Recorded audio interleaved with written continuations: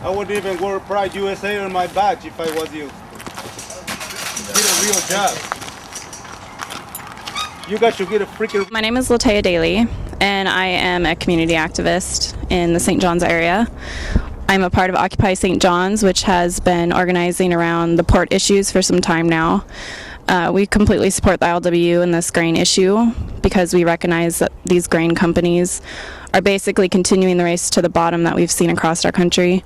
We're in front of Mitsui, which is operating under Columbia Grain here in Portland, and they locked out the longshoremen in May of this year. And what's so disturbing about this is they brought in a company called J.R. Gettier. They're a union busting firm. That's what they specialize. That's what they pride themselves on. Most of them are ex-military and they're armed. So, well, the companies have taken it to a point where they were bringing in armed replacement workers and forcibly taking jobs away from our community members. They locked the longshoremen out, and they've set up this road, this barricade, all with help of our port, which is disturbing because ports are publicly owned entities. They are supposed to be working for our communities and not for these companies. Mitsui actually reported that they have record profits in the United States. They made $5 billion this year, and in that report they cited Columbia Grain as one of the reasons why they increased their profits, and that was with the ILWU as their workforce. Now, contrary to that report, they are saying that the ILWU is hurting their profits, that the ILWU is not a workforce that they can be profitable with. Obviously, that's not true. They tried to say that the longshoremen were doing inside game tactics, I believe is the word they used. Safety was one of those things. Well, we have something called OSHA. There's safety guidelines, and the longshoremen historically follow them. They're actually what keep people from dying in these terminals on a regular basis. It is.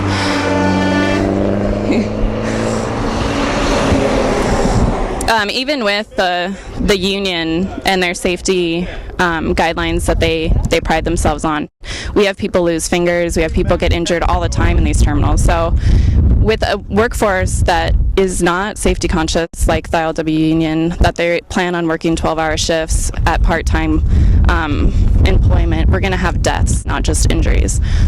These grain terminals are highly explosive, so that is something that we've already seen kind of play into what's happening up in Longview. There's a terminal where they brought in company men for some of the main jobs and replaced them, took the union workers out, brought in the company men, and they've had 2 fires now that are directly related to one company man ignoring the alarms. The second time they had a fire, he just turned the alarm off. That puts the people in the grain terminal and the community in danger. The main thing the longshoremen said that they would not accept in this company's final offer to them was they completely removed the safety guidelines. There's a committee that the longshoremen can go to. They cut out the safety, and then they want to make it to where they can dictate who is in the ILWU union. They want to bring in workers that the longshoremen then have to make union members in 30 days, which I'm sure if people can see what that will do to a union, they will basically bring in people who are anti-union, that they know that they can get to do whatever they want, and that will destroy the union from the inside out. The hiring hall is a victory that the longshoremen secured in the 30s, and it was basically a way for the workers to take some control over the hiring process. When these companies need workers, they go to the hiring hall, and then the union dispatches the workers. Well, if that hiring hall is given to the employers, then there is no point in having a union, because then they will control both aspects of that. So it really was an attack on the basic core of what makes the ILWU great. It was an attack on safety, and it was an attack on working conditions. If this last and final offer were to have been accepted by the ILWU, we would have seen working conditions go back to the way they were in the 30s, before the union established good living wage jobs with safety. So this last offer was almost a slap in the face to the union. It was a complete undercutting of everything that they've established for workers. And I think they knew that there was no way they were going to accept it. They've wanted to lock them out from the beginning. They brought in J.R. Gettier at the start of negotiations. They brought in a few more replacement workers from the south at the start of negotiations, and obviously they prepared lockout procedures at the start of negotiations. So this is what they've wanted from the beginning, which was to bust the ILWU. And I live right over here in this community, St. John's, and a lot of longshoremen live there. If these longshoremen lose their jobs, that's going to hurt my community. I mean, I could not imagine how many part-time workers it takes to replace just one longshoreman in their wages and benefits. I don't want to have to pick up wages and benefits for workers that these companies should be able to pay. Longshoremen have health care. Part-time workers don't get health care, so I'll be paying for that. If these longshoremen have to move out of my community and put their house up for sale, that's going to hurt my house's value. Like, it's going to have a direct impact to our community, and that's why as Occupy St. John's, we're very much behind the ILWU and want to support them in this struggle. I'm Jason Scheckler. I'm a rank and file member of Carpenters Local 156, which is the whole state of Oregon and Southwest Washington. It's our jurisdiction. It seems to be the grain bosses, whether it's from Longview or to the Port of Portland, they have an attack on our unions also, with the erection of the non-union port in Longview, Washington, where the grain companies hired an out-of-country contractor that didn't even use our labor force here, because here in Oregon and Southwest Washington, to do that type of commercial construction, the people who do it are union members of the carpenters unions and various other unions. This assault has continued about an attack on our brothers and sisters and the longshoremen. We can't sit here and watch a big non-union security company like J.R. Gettier come into our community and bust our unions. I know it hasn't been advertised that much on the media out here, but every boss in Oregon and Southwest Washington are watching to see if the longshoremen can be busted by this strike-breaking firm. If we don't stand together, take some real action against this, we're all going to be under attack by these same neo-Pinkerton firms. So you think it's a threat to all of labor? What's going on here? It's a threat to all of labor. If they can bring in a force that locks out the longshoremen with armed security guards, continue even to work on these ports by bringing contractors in that don't care about our labor laws, don't use our local workforce. When they're done with the longshoremen and they're done with the construction unions on the port, all the bosses are going to go to this company and they're going to start busting the rest of our unions out here. We can't let that happen. Yeah. Should be using the local union labor, whether it's building the port or whether it's loading the ships. The profits there to use us. We do the best job, the construction workers and the longshoremen, loading the ships to building these ports. To not be using our local labor and our skills is actually dangerous to build these ports and to be shipping the grain and the other products the longshoremen move.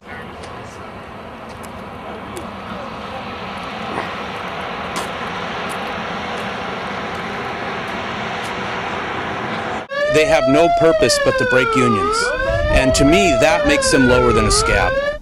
You know, it's just unbelievable. They don't understand what they're doing. Actually, they do understand to the core of their heart what they're doing, and that's what makes them so deplorable in my eyes. Well, they should be ashamed. Very much so. They should be ashamed of what they're doing, because that's. They've been doing this all over, haven't they? They did it at EGT and. Well, they go from place to place, and they go from union to union and break unions. They go into town, and they're usually from out of state. So what they do is they're not paying taxes in this state, so they're taking their money back home. And you know, a lot of people that we've talked to that come up here understand that. They do. They understand that. You know, we've had a taxi driver that didn't know, and he turned around. We got some people delivering the toilets. I mean, they had to come in, but you know, they understand. I think people are starting to get it now. Yeah. Well, they need to get it quickly, because it's happening more and more. Right. You know, and especially in this for 2014 too, our next contract. Charlie, you drove your vehicle up that entrance road? Oh yeah, I did. I thought I could, because there's a car blocking the other one there, so I thought I could come through here, but they wouldn't let me through, so I had to turn around. Yeah, I was here this morning, so I just turned around, so it caused no problem. I was here this morning. I mean, what exactly specifically, what issues were there that need to be addressed? Because I was one of the people here this morning. Right, so driving the vehicle in this area here, which is prohibited. I mean, everybody kind of knows what the deal's at the gate. You know, Right. who comes and goes through that gate. You guys aren't allowed back there. So driving up that road and coming back to the other side of the gate, Okay. that's going to be trespassing. And what I'm doing is officially warning you about that.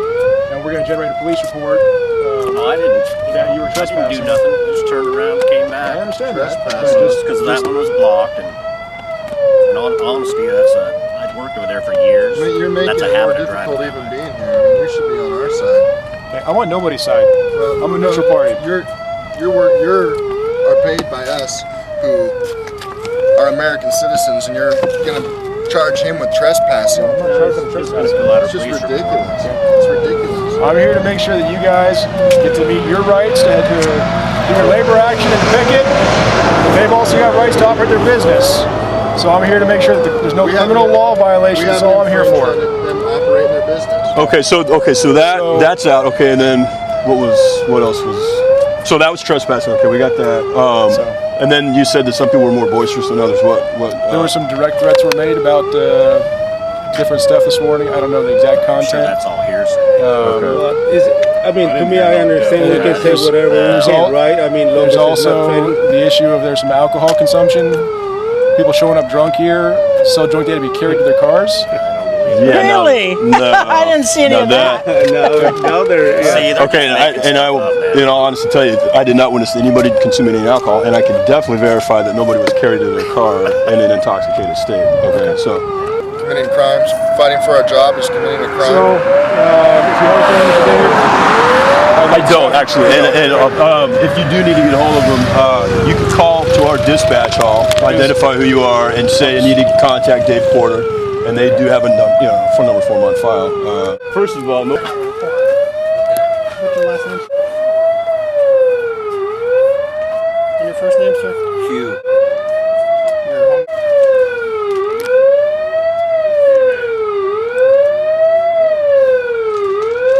That's just a report on violence. The Yeah. sergeant already talked to you and he told you. Yeah, he just said he'd give me a warning or whatever. Yeah, no harm, no foul. Okay, thank you. So I'm Jeremy Lucas. I'm the priest at Holy Spirit Episcopal Church in Battleground, Washington. And I'm out here to support these guys, these men and women on the line here at Local 8, lockout with Columbia Grain.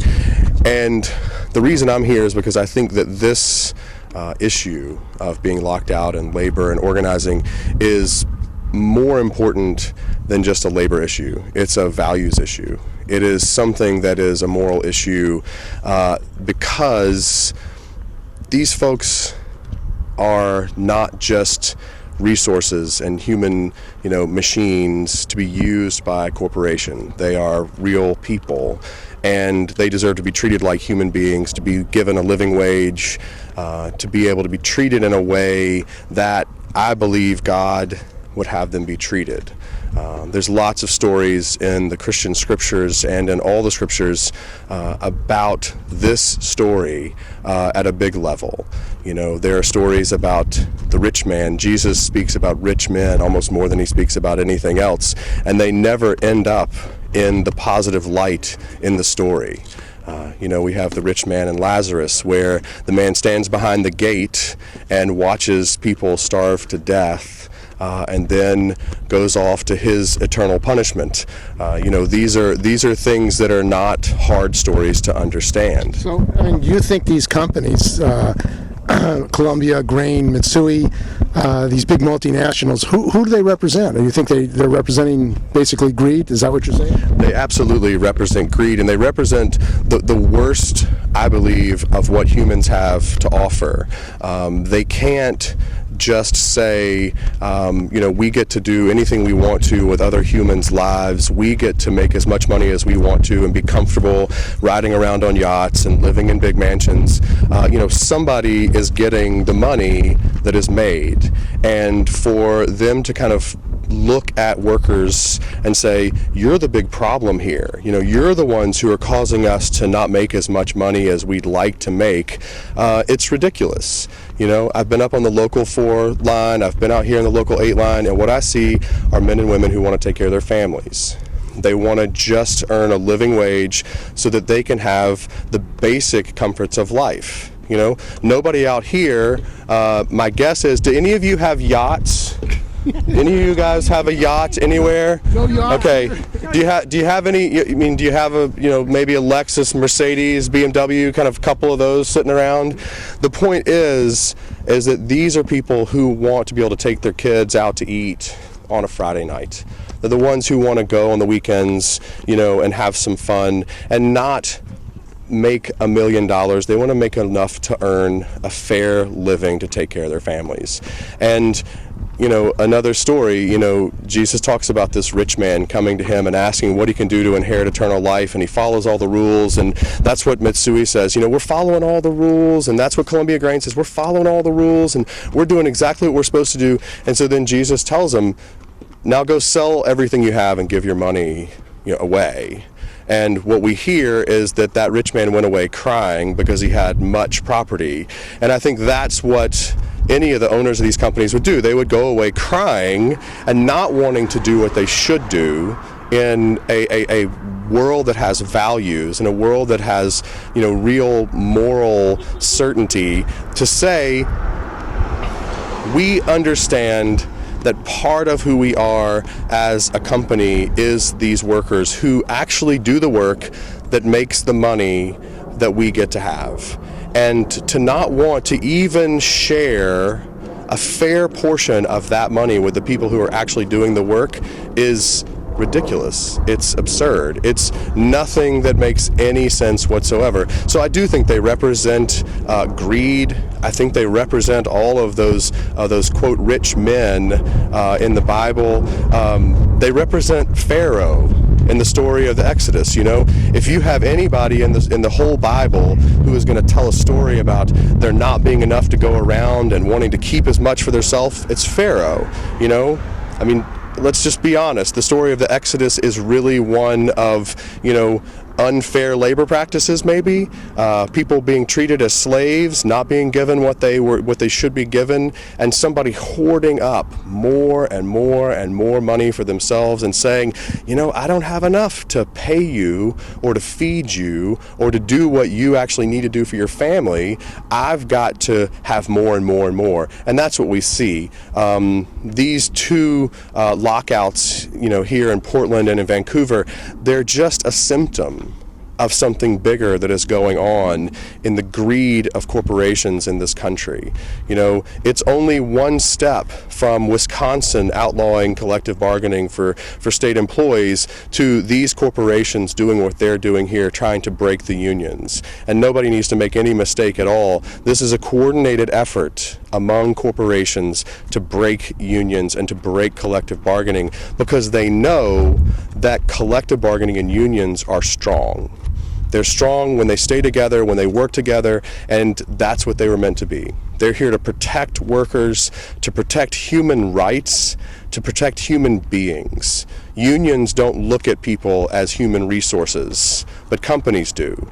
Unions look at people as human beings, and that's what I believe firmly as a priest, as a person of faith, that is who we should be supporting. Those who look at human beings the way God looks at human beings, not as just a machine to be used and then thrown away, not as just a tool for someone else's greed, but for the truth of their humanity. And that's the values that I believe in, and that's why I'm out here supporting these folks on the local 8 line and the local 4 line. My family, I'm from Birmingham, Alabama originally. My family were steel workers and coal miners. I was going out on the line as a kid, helping give food to guys who were out on strike, because it's the same story over and over again. My sister's an American Airlines flight attendant right now, and she's worried about keeping her job because corporations are now using that really fun tool of accidentally going bankrupt so that they can break unions. Take the pensions. That's right. They don't have to pay people what they want. What they can't get in the bargaining room, they go to the courtroom and try and take now. So as a former lawyer, as somebody who has union roots that run very deep, that's why I'm here, and that's why I'm going to be here until this lockout ends. So Local 4 was locked out up in Vancouver by United Grain, and they found out where the Gettier security and where the scab replacement workers were staying at the Holiday Inn near Vancouver Mall, and decided to go out one morning and protest. And so they went out and protested, and I think Vancouver police sent 40 police cars. It went out over their police scanner as a potential riot.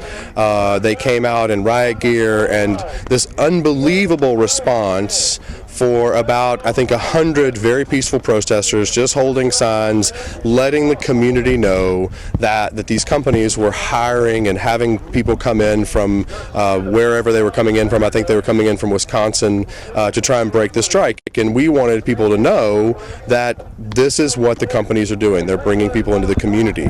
So the Vancouver police treated this as some type of hostile invasion, a peaceful protest, and they have been continually harassing the Local 4 folks down on the line and showing up in huge numbers all over, wasting taxpayers' money. We had something in the paper recently asking the city, why is it that you are spending so much money on a police response for peaceful protesters who have not done anything? I think the only thing they've ever cited any of the union folks with is interference with traffic.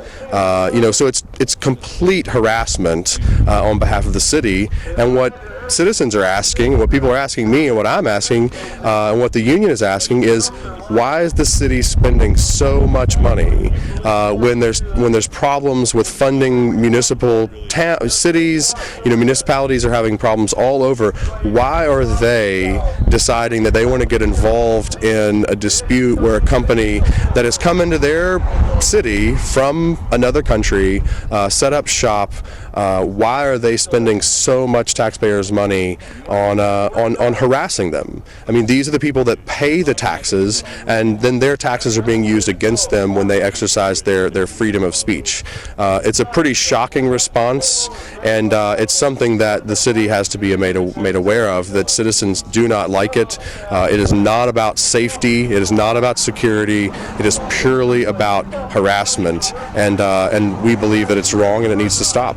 My name is Chris Lowe. I'm an activist with Portland Jobs with Justice, and I sometimes come out here to be in solidarity with Local 8 guys and women, and also Local 4 across the river in Vancouver, because I just think that these lockouts are part of an effort to push all of us down. These people, the ILWU workers are on the front lines, and for a long time I've believed in the saying that they organize around, that an injury to one is an injury to all, and when they're out here, they're defending our way of life, our standard of living for everybody in our community, and so I need to be out here in solidarity with them, because they're standing up for themselves, but they're standing up for me too, and my daughter and my family. And so that's the main motivation. I also just think that it's grotesque and repulsive that these ports, which are public entities that are funded by us, these facilities are subsidized by us, that these international corporations are using our subsidies to drive down these people, to try and ruin their standard of living, try and get them, speed them up, do unsafe work, they know what they're doing. They understand how to do these jobs safely. They understand what it takes, and these corporations are trying to make them do things that are not safe, and I just think that's not right. So it's class, it's not conspiracy, but it's a coordinated class project. The bosses are out there trying to get rid of the unions, and they've done it before. They did it at the turn of the century, last century. They did it in the 1920s, and we got to figure out ways to fight back to prevent that from happening. We got to reinvigorate the unions. We got to find new tactics and methods, but we also got to fight these fights to defend what we've got too. When there is coverage, like there's been up in Kalama, people have been doing some things to prevent scab grain from being loaded and unloaded, and the coverage in the Oregonian is really, it's despicable, it's atrocious, it's one-sided, it's editorializing on the boss side by the journalists. So these days, labor should buy a cable network. We should have labor TV, absolutely. One of the things that we're working with here is that the ILWU, because of where it's placed in shipping things around, is doing struggles that involve these companies that are global companies. But actually, almost all of our companies are global companies these days. And one of the things we really need to do is understand that who we're fighting with locally probably is part of some big international connection, and we need to understand those connections, and we need to connect with the workers who work with them in other parts of the world, and unify the labor movement globally, because capital is unifying itself globally, and so that's how we got to have to fight. 1934, when they depended on public support for the strike, and now they claim that it hurts the union if you talk out of school, if you wash your dirty linen, and dirty linen means any kind of dissent against the decisions made by the union leaders is verboten. And if you go to a meeting in which one of these dissidents tries to talk, the what I call the leadership caucus of the various locals gets there and tries to drown them out. When Jack Heyman came up and spoke at Local 5 about a month ago, Vancouver Local 4 showed up, and one of the speakers said, even if he's right, he shouldn't say so in public. And I think that is where we stand today with the union, and it's obviously part of the reaction to the anti-union drive which is going on all over the country, particularly, or most dangerously, in what's left of private employment, unions in private employment. So anyway, that's how I come down on this issue. Some things that Jack has been doing, Jack McKay. Jack McKay, yeah. And there's a number of retired members of the local that are very active in this, and in fact several of them helped me distribute my rant. Well, I think it's an example of what we're talking about. The Pacific Northwest Labor History Conference is an annual meeting of labor historians and union activists who deal with various issues around the working class. And this year there was a panel established for 3 members of the ILWU to speak about the controversial EGT contract that was signed last year in Longview, Washington. And many of the dissidents believe that it was a give-back contract and was a mistake.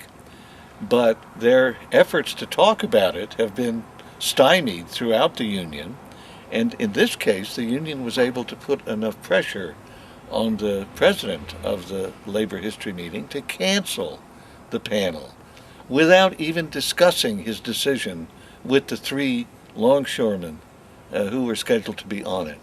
It was a remarkable performance, and I published a rant against it in Counterpunch magazine. And at the meeting, where I was on a different panel, I distributed the rant to the members, and there was a discussion afterwards in the business meeting where the labor history members debated the cancellation.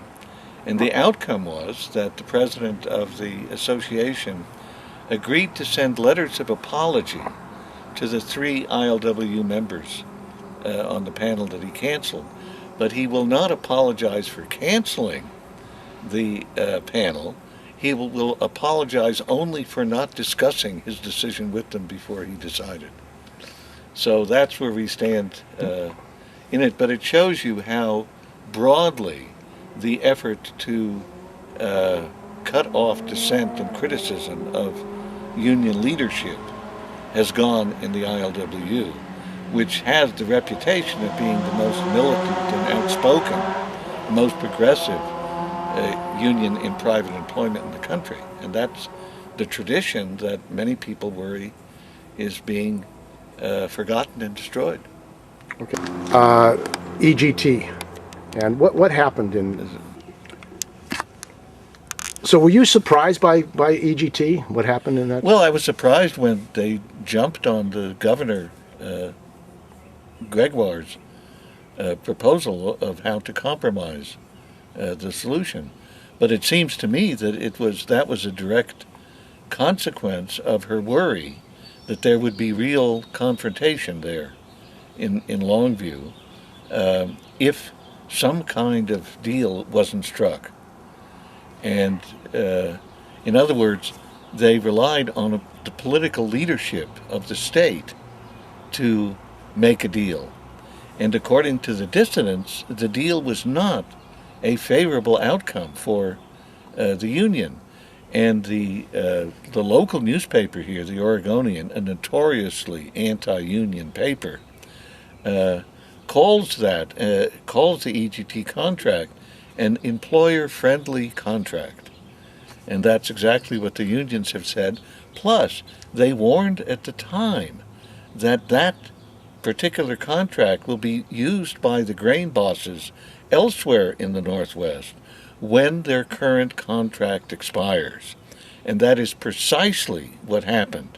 Their prediction was 100% on target because during the negotiations, the grain bosses said, we have to compete against the EGT contract, so we need to have conditions at least as favorable to us as that contract was. So what was obvious back in a year and a half ago became the reality when they walked away, the bosses walked away from negotiations, and as you know now have locked out Local 4 in Vancouver and Local 8 in Portland at two of the main grain terminals in the Northwest. What amazes me is that you've got scabs running these terminals. You've got scabs running the tugboats that bring in the ships. You've got scab crews in the pilots, the river pilots. And nevertheless, up and down the West Coast, would you believe that the ILWU is working full-time, as if their members aren't locked out, and if their contracts aren't being violated by scabs? Now, I can't believe that Harry Bridges would have tolerated that for a minute, but it tells us something about the difference in leadership today, that from the best that I can understand, the current leadership of the ILWU believes that sometime in the fall they have a surprise coming.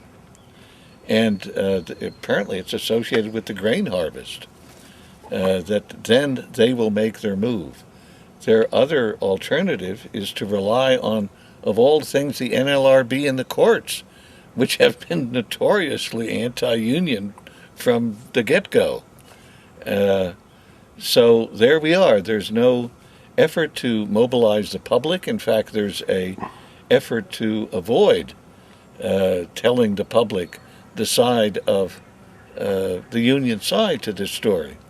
And even the Oregonian says they won't talk to me and give their side. So it's a troubling situation, it seems to me, for the membership of the ILWU.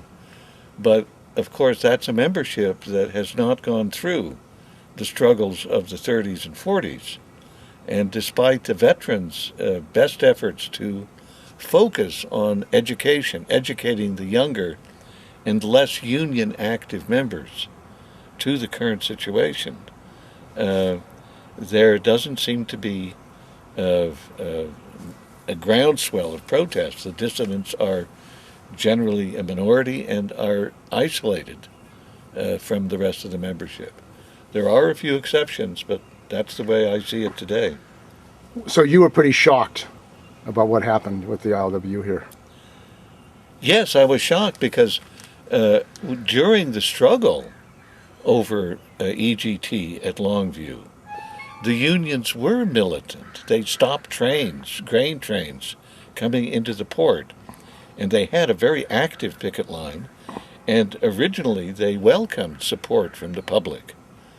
But when it got associated with Occupy in the Northwest, and there was a planned major demonstration in Longview, that is where Governor Gregoire made her proposal to head off what was going to be a confrontation. And it's not just from the state and local law enforcement. President Obama sent his Coast Guard to protect the scab ships, and they're out there now herding scab ships on the Columbia River. And that's the great Union president, Obama. So we are in a different historical period, and I'm afraid the unions are very much on the defensive. And the question is whether they actually have an adequate defense against the anti-union drive. We have less than 7% of the private labor force unionized today, so that tells us something about the strength of what was once a serious, politically serious labor movement. Well, in Portland, there are hundreds of thousands of workers. I mean, the big industrial center, I mean, commodity production. I mean, you've got a lot of large working class here who are in unions. I mean, it's not... And there are unions in the area, but from what I can tell, they have not been asked to support the longshoremen. And the question of how much labor solidarity there really is, if I were in another union and I could see what was happening in the ILWU, and I'd say, look, if the union itself has no solidarity, then what the hell are we doing? We're in another union. This is the kind of fragmentation of the working class that all of us radicals are very much concerned about. As I have any particular inside knowledge, Yeah. I'm saying this as an outside observer looking at what's happening. And it seemed to me that Coleman was told to accept the EGT contract without protest, whereas previously he was a militant opponent of any kind of give back, and he was demanding that they assert their full contract. You mean Kaufman? Kaufman. It's based on a misunderstanding of the grain harvest calendar. It's true that the grain is harvested in the late summer, but the fact that you have grain elevators means that it doesn't put any more pressure to ship the wheat in September than it does today. The wheat is shipped when there's a market for it, and not when there's a harvest and the grain elevators are full. That's the point of the grain elevators, to maintain what do they call it, supply and demand market, and not have prices fall so sharply when there's so much grain being harvested. So the secret plan, you don't take much... Well, if the secret plan is based on the fall grain harvest, no, it's not going to work. They're not going to put any pressure on the shippers at that point. Of course, if they decide to strike, there's where the pressure could come from.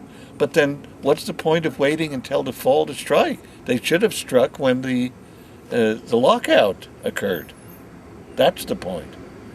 And to put pressure on shippers up and down the coast, that was the great solidarity issue of the ILWU, that it could shut down the whole West Coast, at least until they signed some contracts that put some penalties on stop work and protest strikes. So it's part of the deal.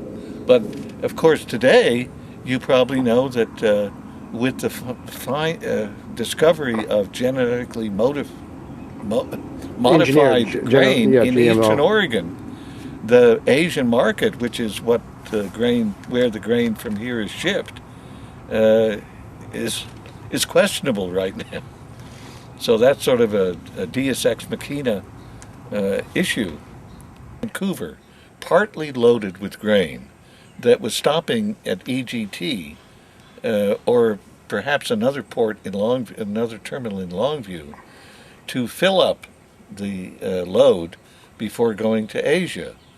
And Local 21 launched half a dozen boats to protest that scab ship.